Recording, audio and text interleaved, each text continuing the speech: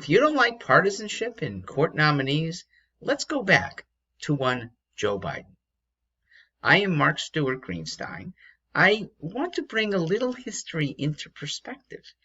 Those who think that Donald Trump and the Republican Senate majority are using meanness to bring a political appointee up into the Supreme Court, they should go back to 1987, the first instance of an ideological rejection.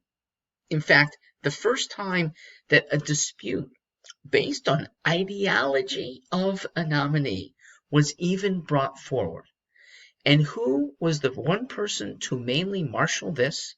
Senator Joe Biden, the fairly new judiciary head, who said, I will fight this.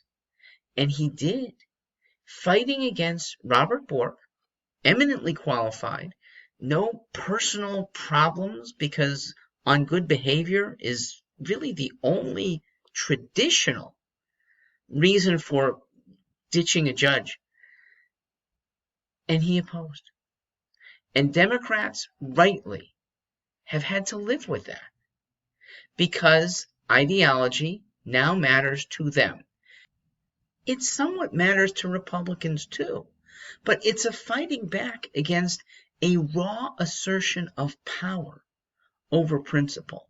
As George Will wrote, that Biden's opposition marked a new stage in the descent of liberalism into cynicism, a, quote, attempt to fill a void of principle with a raw assertion of power. George Will cited how Biden himself actually started off 2 months earlier feeling okay about someone he disagreed with still rising to the level of the Supreme Court justice.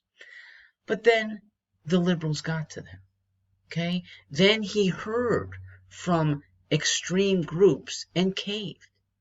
Ironically, that raw assertion of power is properly instilled in Congress. Congress, which can be turned over every 2 years, can and probably should be acting more assertively with every term. But for the last 50 years, it hasn't. It has diminished its own power, elevating in its place judges and the president. It is the Supreme Court itself that could undo its own power. And not in my lifetime, until now, have we seen a likely majority that would do this. Overturn a 200 years old precedent, Marbury versus Madison, in the hands of Federalists under John Marshall. I think Sam Alito, Clarence Thomas, Amy Coney Barrett, Justice Kavanaugh, and Justice Gorsuch all are a strong, assertive 5-person bloc that would limit the power of the courts.